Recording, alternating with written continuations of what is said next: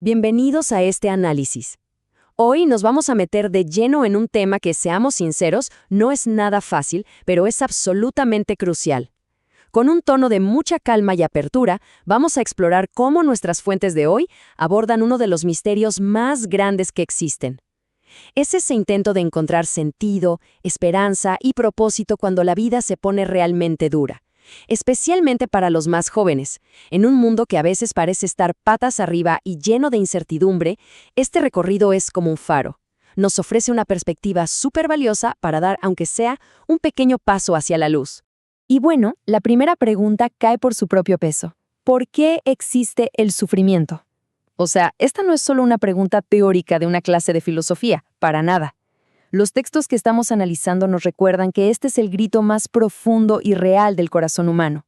Es esa duda existencial y dolorosa que al final del día nos une absolutamente a todos, sin importar de dónde vengamos o cuál sea nuestra historia. Cuando nos choca la pérdida, una injusticia o una enfermedad, esta pregunta estalla con toda su fuerza. Y ojo aquí, porque las fuentes no nos intentan vender una fórmula mágica que borra el dolor de un plumazo. Más bien, nos proponen encender una luz para poder caminar, paso a pasito, en medio de esa misma oscuridad. Así llegamos a la sección 1, el misterio de nuestro dolor, entendiendo las batallas que todos enfrentamos. Para empezar este viaje y salir un poco de esa burbuja de aislamiento en la que a veces nos metemos, los textos nos piden validar una realidad que es innegable. Todos, absolutamente todos, libramos batallas. Y al mirar de cerca estas luchas, vemos una división súper clara. Por un lado, tenemos el dolor físico. Ya saben, las enfermedades, las lesiones, la fragilidad de nuestro cuerpo. Pero por el otro lado está el dolor moral. Y para la juventud de hoy, este es el verdadero campo de batalla.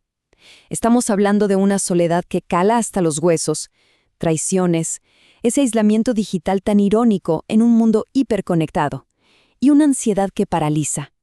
A veces, tener 1000 notificaciones en la pantalla solo nos deja un vacío más grande.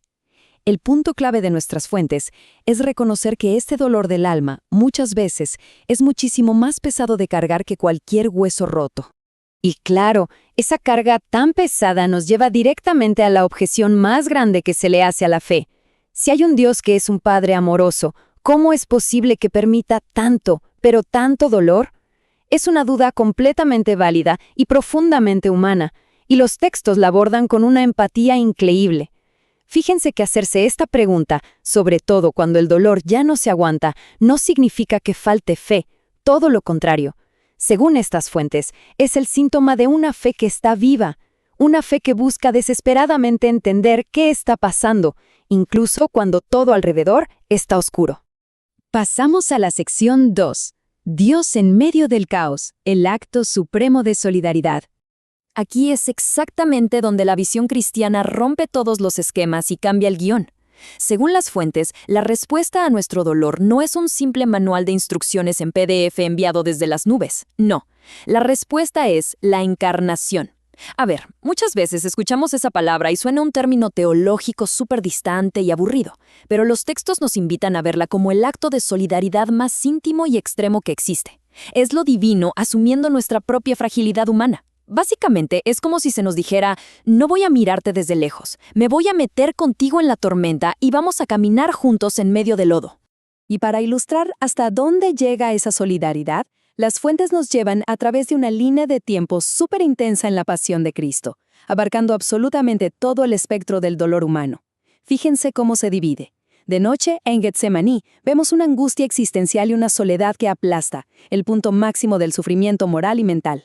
Luego por la mañana, la flagelación, que representa un trauma físico simplemente brutal. Y ya por la tarde, en el Calvario, el abandono total, el cargar con el inmenso peso de todas nuestras luchas.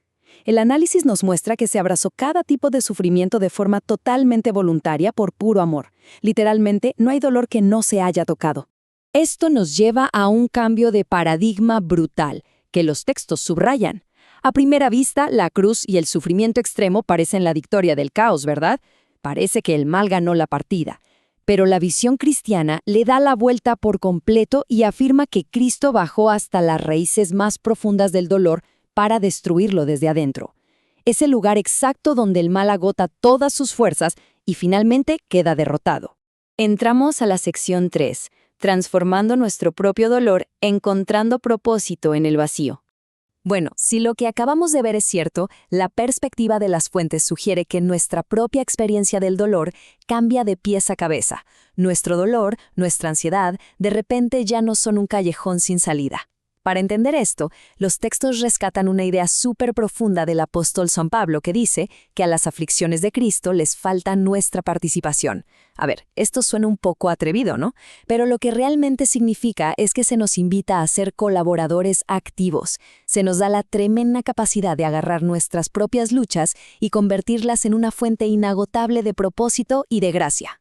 Ahora, la gran pregunta del millón es, ¿cómo aplicamos todo esto cuando estamos lidiando con el estrés del colegio, la universidad, el trabajo o un corazón roto? Las fuentes nos dan 3 pasos súper prácticos y claros. Primero, ofrecer, es decir, darle voz al dolor, validarlo, no esconderlo bajo la alfombra. Segundo, unir. Es conectar esa frustración con un propósito muchísimo más grande que nosotros mismos. Y tercero, confiar. Que seamos sinceros, es el paso más difícil. Implica soltar esa mochila pesadísima con la certeza de que incluso de ese caos algo bueno va a surgir. Vamos a la sección 4, el buen samaritano hoy, empatía en acción en nuestra vida diaria. Entender este nuevo sentido del sufrimiento no es para que nos encerremos en nuestra propia burbuja. Al contrario, es para impulsarnos hacia los demás. Todos los santos días nos enfrentamos a una elección. Por un lado, tenemos la elección de la indiferencia. En nuestra era, esto es súper común. Vemos el dolor de alguien y simplemente seguimos haciendo scroll en la pantalla para no complicarnos la vida, ¿verdad? Es muy fácil mirar para otro lado, pero por el otro lado está la elección radical de la compasión. Y esto requiere detenerse, acercarse de manera intencional y asumir parte de la responsabilidad de ayudar a sanar a esa otra persona. Para que esto no se quede flotando en el aire y sea totalmente concreto en nuestro día a día, hiperconectado, las fuentes nos inspiran con acciones prácticas. Por ejemplo, escuchar plenamente a alguien, pero de verdad, guardando el teléfono en el bolsillo y prestando toda la atención. O defender activamente a alguien que está sufriendo ciberacoso en un grupo, diciendo basta y no guardando silencio. O cosas tan sencillas, pero tan poderosas, como sentarse a compartir el almuerzo con un compañero que siempre está aislado. Incluso, mandar un mensajito genuino de apoyo a alguien que sabemos que le está pasando mal. Todo esto es compasión moderna. Es convertirnos, en la práctica, en un buen samaritano digital y real. Llegamos a la última sección, la 5. La victoria de la esperanza, la promesa inquebrantable. Y es que todo este análisis no termina hundiéndonos en el sufrimiento. Para nada, nos ancla en una resolución súper profunda y esperanzadora, como destaca una cita muy potente de los textos. El Viernes Santo, el día de mayor dolor, jamás está separado del domingo de resurrección. Es decir, el dolor y el aparente fracaso, por más oscuros que parezcan, nunca, pero nunca, tienen la última palabra. El momento del dolor más intenso está íntimamente conectado con la victoria más grande. La visión de estas fuentes nos deja una promesa inquebrantable. Al final, la vida nueva siempre, siempre se abre paso. Para amarrar todo este viaje que acabamos de hacer, recapitulemos los puntos clave que nos dejan las fuentes. Primero, que el dolor, cuando se une al amor, gana un propósito que trasciende lo que podemos ver. Segundo, que jamás enfrentamos nuestras pruebas en soledad, nunca estamos a la deriva. Tercero, que pasar por esa experiencia nos da la misión de ser un consuelo activo, un abrazo de carne y hueso para los que nos rodean. Y finalmente, que el sufrimiento no es un muro oscuro donde todo termina, sino que se transforma en una puerta hacia una vida nueva y eterna. Todo esto forma un tejido impresionante de solidaridad, de propósito y de esperanza. Y ya para terminar este análisis, quiero dejar una pregunta flotando para que todos nos la llevemos. Con todo lo que hemos explorado hoy sobre darle sentido al dolor y encontrar esperanza, miremos un ratito a nuestro alrededor. En nuestras clases, en el campus universitario o en nuestra propia casa. No se necesitan acciones heroicas ni gestos grandiosos, solo pequeños actos llenos de valentía y presencia. Así que piensen en esto. ¿Quién necesita hoy encontrarse con un rostro compasivo a través de nuestras acciones? Muchísimas gracias por acompañarnos en esta reflexión. Ojalá que estas ideas nos sirvan de impulso para hacer un poquito de luz en el lugar donde estemos.